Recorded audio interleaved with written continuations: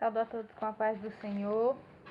Venho trazer uma reflexão cujo tema é vestes lavadas no sangue do Cordeiro. O texto base se encontra em Apocalipse, capítulo 22, verso 14, que diz: Feliz todos os que lavam as suas vestes, para terem direito de comer do fruto da árvore da vida e de entrar pelos portões da cidade. Antes, quando eu li esse versículo, eu perguntava ao Senhor o que significava lavar as vestes no sangue do Cordeiro. Aí fiquei procurando saber o que significava, até que o Senhor me respondeu. Aí foi quando eu fiz essa reflexão, e o primeiro ponto do lavamento de vestes é arrependimento. Lá em Salmos, capítulo 51, verso 2 e 7, Davi fala assim: Lave-me de toda a minha culpa, purifica-me dos meus pecados. 7. Limpe-me com hisopo, e ficarei puro. Lave-me, e ficarei mais branco do que a neve. Para quem não sabe o que é hisopo, é uma planta muito comum no Mediterrâneo e no centro da Europa. Ela era usada nos rituais de purificação. Essa planta era usada para aspergir água e aspergir sangue. Na época de Moisés, ela foi usada para passar o sangue do cordeiro nos umbrais das portas, para que o anjo da morte não entrasse naquelas casas. Foi com essa planta e hisopo que usaram para colocar o sangue, para passar o sangue nos umbrais das portas, para purificar. Era para isso que essa planta servia.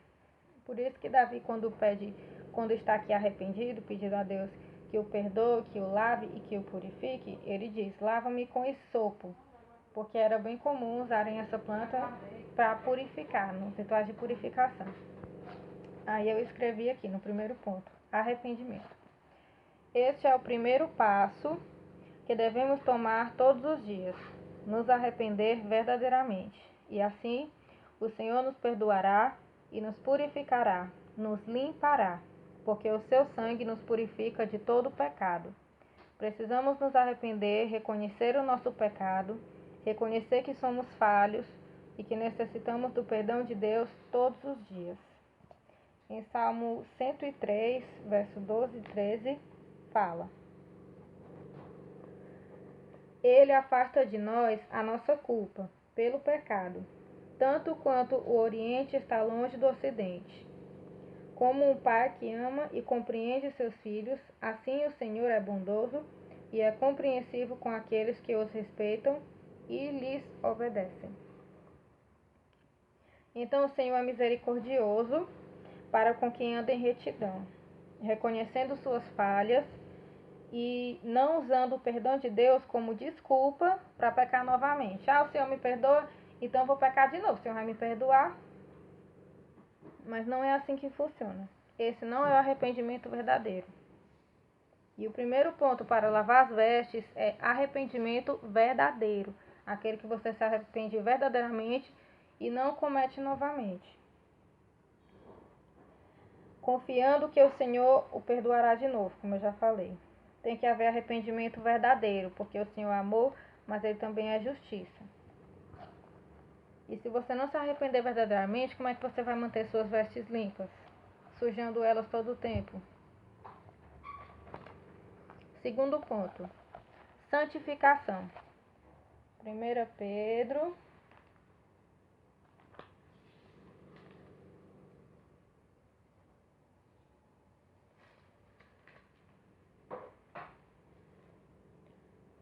Pedro, capítulo 15, verso 16.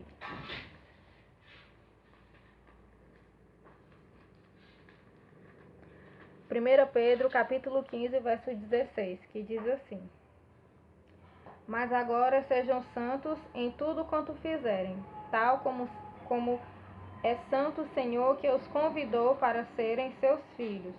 O próprio Senhor disse: sejam santos, pois eu, o Senhor, sou santo. Aí o que eu escrevi. Este já é o segundo passo para manter as nossas vestes limpas.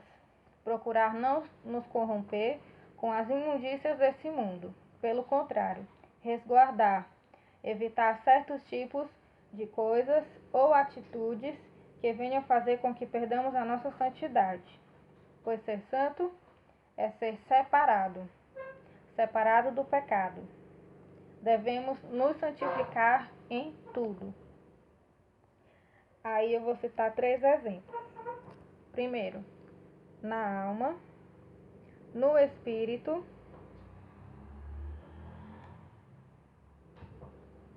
e no corpo. Primeiro, na alma.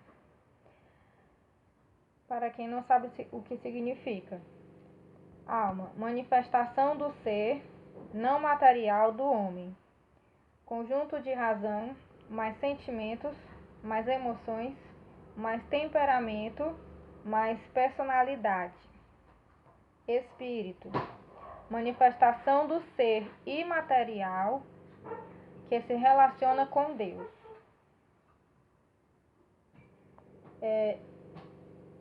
Como eu estou dizendo, né? Que o segundo ponto para que a gente venha manter as nossas vestes limpas é procurar nos manter santos, nos santificar, para que as nossas vestes venham estar o tempo todo limpas. Primeiro, como eu já havia falado, arrependimento verdadeiro, nos arrepender verdadeiramente dos nossos pecados e reconhecer que necessitamos do perdão e da misericórdia de Deus. E entender que não devemos praticar novamente o mesmo erro, mas sim todos os dias nos arrepender e reconhecer que precisamos do perdão de Deus. E a segunda, santificação. Devemos nos santificar, nos resguardar de tudo aquilo que venha nos contaminar, que venha fazer com que a gente perda a nossa santidade. E a santificação começa primeiro na alma. Por que na alma? Porque a santificação, ela deve surgir de dentro para fora. Ou seja, nos santificarmos nos nossos pensamentos, nas nossas emoções, no nosso modo de agir e de falar, na alma. Segundo, como nos manter santos? Procurando se relacionar com Deus. Quanto mais nos relacionamos com Deus, mais santos a gente fica, mais parecidos com Ele a gente fica. A salvação se dá instantaneamente no Espírito, porque é pelo Espírito que nos relacionamos com Deus. Com desenvolvimento na alma e no futuro no corpo. Flui de dentro para fora. Em 1 Coríntios, fala o seguinte.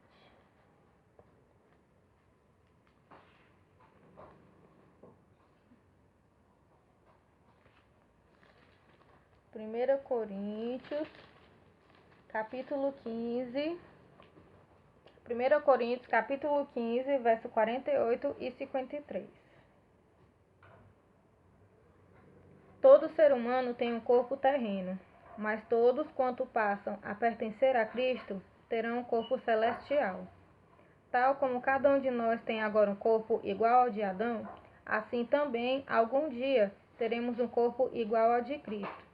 Digo-lhes isto, meus irmãos: um corpo terreno, feito de carne e sangue, não pode herdar o reino de Deus. O que é imortal, estes nossos corpos mortais não podem herdar o que é imortal. Eis que eu lhe estou contando este segredo maravilhoso. Nem todos morreremos, porém todos seremos transformados.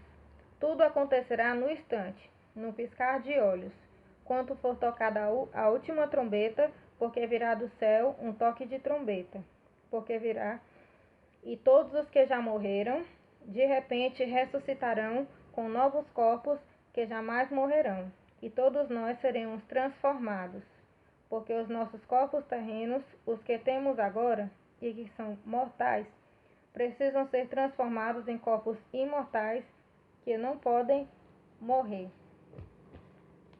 Viu por que a santificação tem que fluir de dentro para fora? Porque no mesmo versículo, lá em Hebreus fala que, em Hebreus capítulo 12, verso 14 diz: procurem viver em paz com todos e busquem levar uma vida pura e santa, porque aquele que não é santo não verá o Senhor. Por isso que a gente deve procurar se santificar de dentro para fora, para que no futuro o nosso corpo venha estar pronto para finalmente ser transformado. Porque o que não é santo não pode herdar o reino de Deus.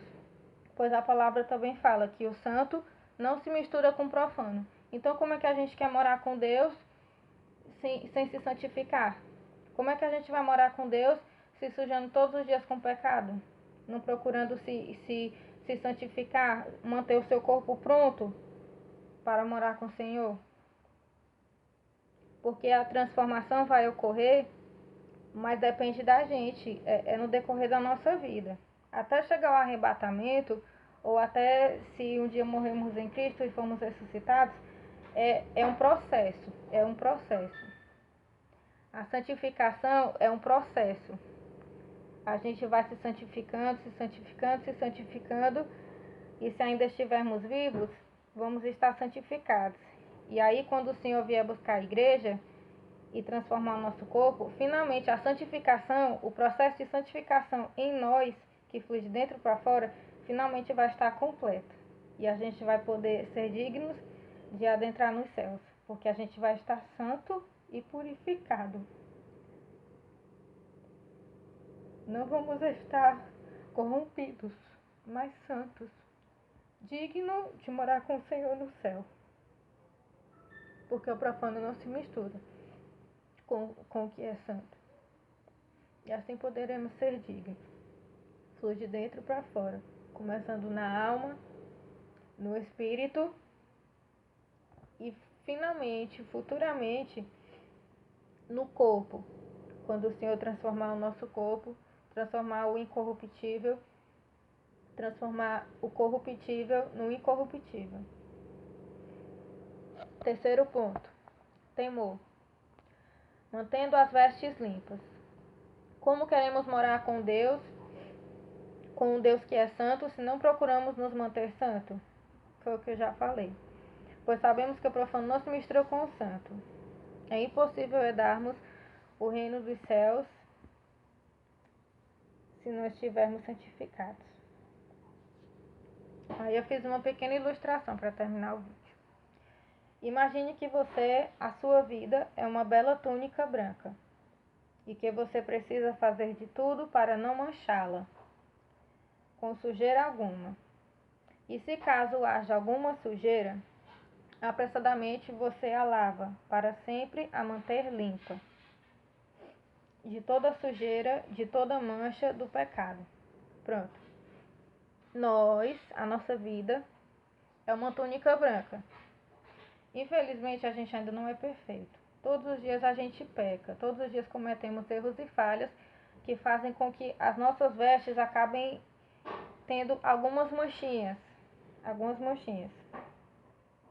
Só que para que isso não aconteça, para que as nossas vestes se mantenham limpas e não sujas, o que é que a gente vai fazer? O primeiro ponto, arrependimento verdadeiro. Procuramos nos arrepender verdadeiramente e reconhecer nosso pecado. Segundo, santificar.